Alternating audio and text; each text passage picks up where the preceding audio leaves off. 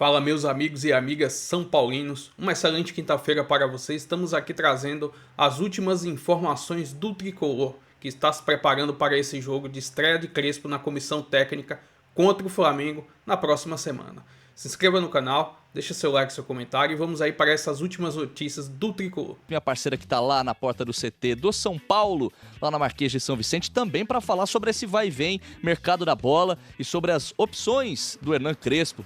São Paulo está mirando quais contratações para reforçar esse elenco, Estelinha? Boa tarde. Exatamente, meu amigo Vini, boa tarde quem nos acompanha aqui no Taon. É isso mesmo, tem uma matéria muito legal, inclusive, do nosso Bruno Gilfrida, setorista do GE, que fala detalhadamente sobre os pedidos de Hernan Crespo. São carências que ele já havia percebido antes, inclusive, de ser anunciado oficialmente pelo São Paulo. E a gente começa na lateral direita. Então, o Igor Vinícius, que há pouco foi para o Santos, abriu essa vaga, essa brecha, na verdade, do elenco. Então, é o pedido de urgência de Hernan Crespo. Tem o Cédric na lateral direita, que é o jogador um pouco mais experiente, mas fora ele, o Mike, jovem, está lesionado. E, além dele, há a possibilidade do Hernan Crespo olhar com maior cuidado com o Ângelo, de 16 anos. Mas, claro, a diretoria e o técnico entendem que precisam de um jogador com um pouco mais de experiência para atuar nesse setor. Um segundo pedido é de um atacante que atue pelas pontas. Entende-se que o Lucas Moura atua mais pelo meio. Além do Lucas Moura, tem 4 peças que o Hernan Crespo pode utilizar pelos lados, que seria Lucas Ferreira e Henrique Carmo, mas entende-se também que precisa de um jogador com um pouco mais de experiência, ali no nível do Ferreira, para atuar pelos cantos. Então, uma terceira opção seria o zagueiro, um atleta que pudesse atuar pela zaga. Isso porque o Juan saiu há pouco, então abriu essa brecha no elenco. É importante a gente falar que o Tricolor abriu um mercado na busca de um zagueiro para dar um pouco mais de conforto ao técnico Hernan Crespo quando ele quiser atuar com 3 zagueiros. Tem alguns jogadores que atuam nessa posição no elenco, Arboleda, Alan Franco, Ferrarese e Sabino, mas a diretoria está atrás de um zagueiro, sim, que caiba dentro das condições financeiras que o São Paulo tem hoje, que não são lá umas condições muito boas, Tanto que sabe-se que não há nenhum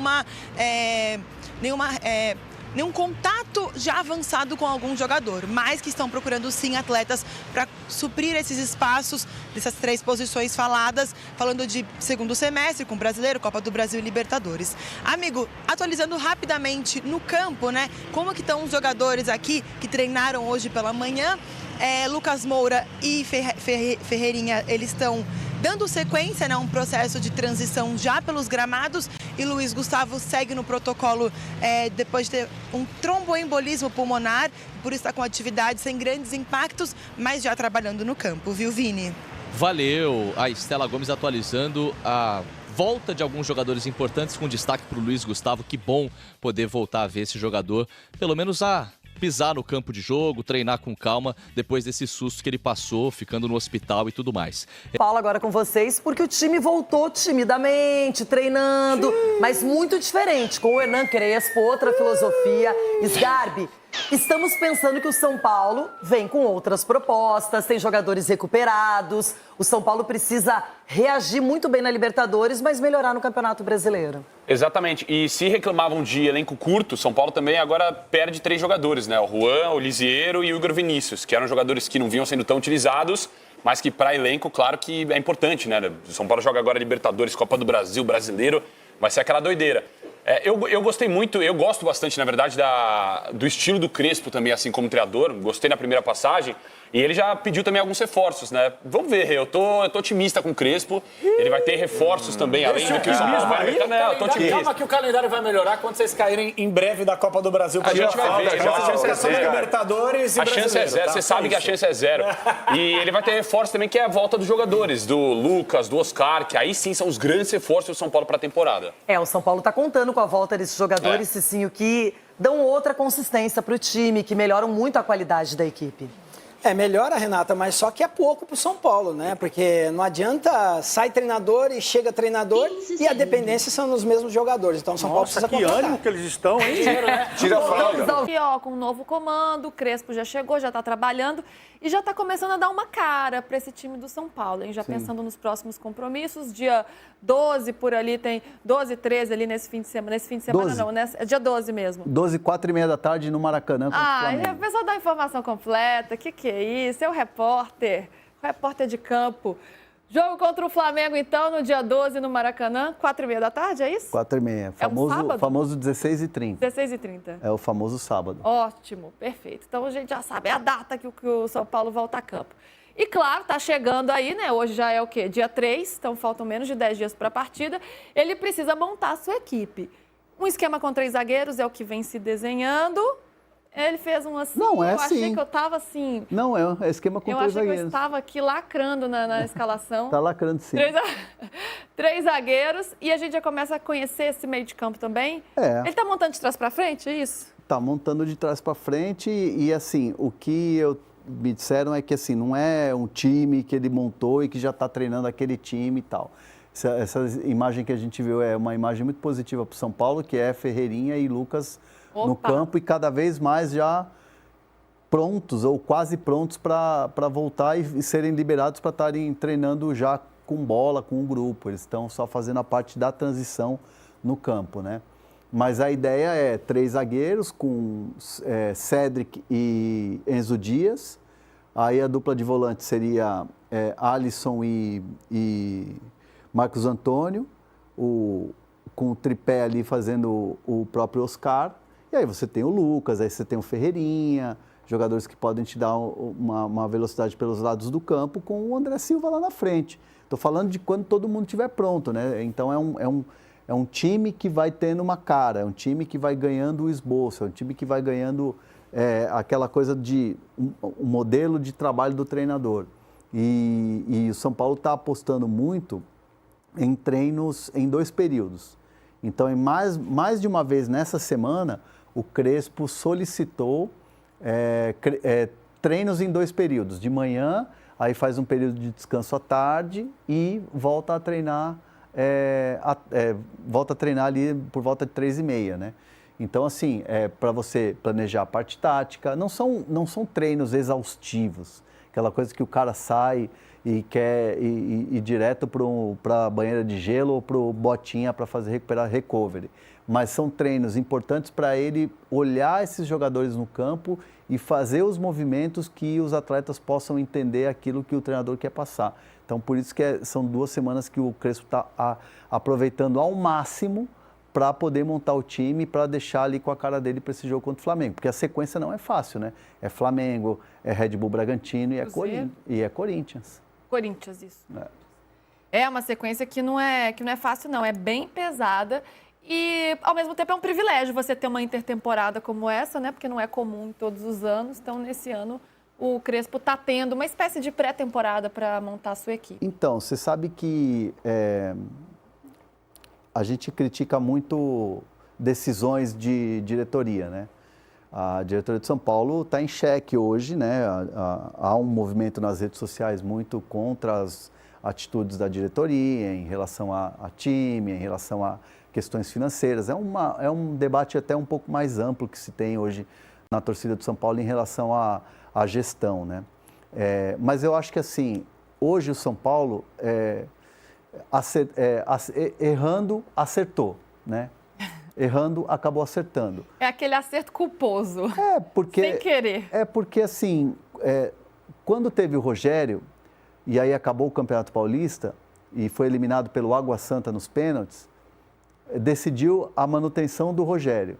E aí depois você teve toda a intertemporada do período que ficou parado do Paulista até o começo do Brasileiro, e aí quando retomou o Brasileiro, começou a ir mal no Brasileiro, e aí demitiu ele num jogo da Sul-Americana, né? Não dava mais e tal, aquela coisa toda. Com o Carpini foi a mesma coisa. O São Paulo é eliminado de maneira precoce no Morumbis, pelo Novo Horizontino, vai para a intertemporada com o Carpini, chega nos primeiros jogos contra times importantes e tal, perde em casa, aquela coisa toda, demite o Carpini. Nessa vez estava se desenhando a mesma coisa com o Zubeldia. O São Paulo vai muito mal no Campeonato Brasileiro, aquela coisa de olhar muito mais para a zona do rebaixamento do que propriamente para a parte de cima da tabela.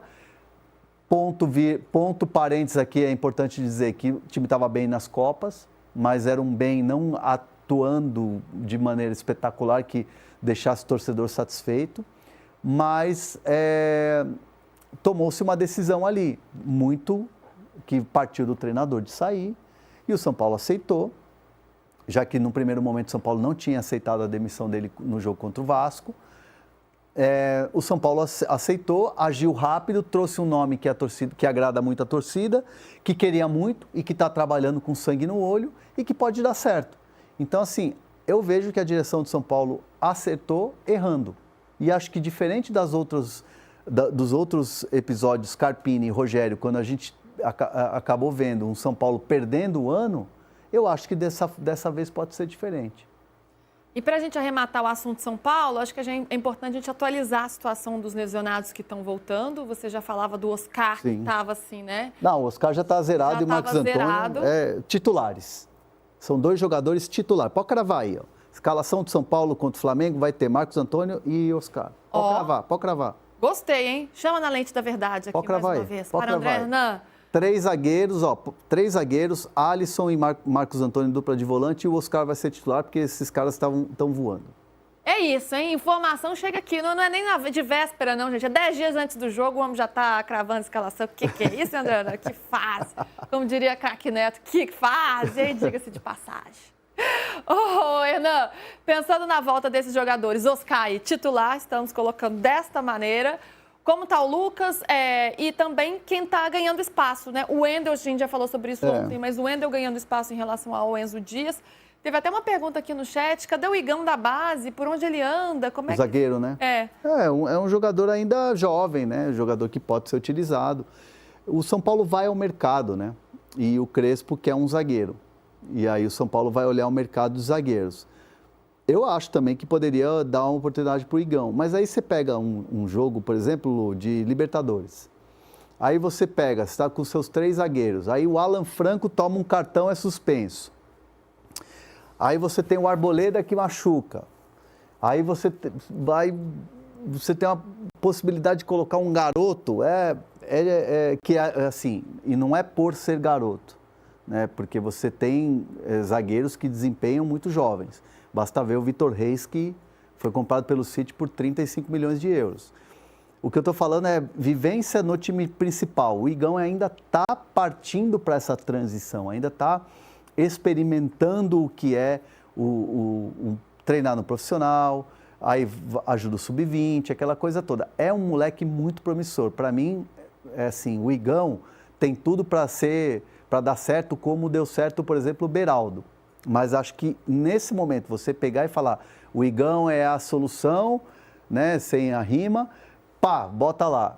Não é assim que pensa a comissão técnica. Então, como você tinha o Tressoldi, que era um jogador experiente, um jogador já com vivência de Europa, a ideia do Crespo é ir atrás no mercado.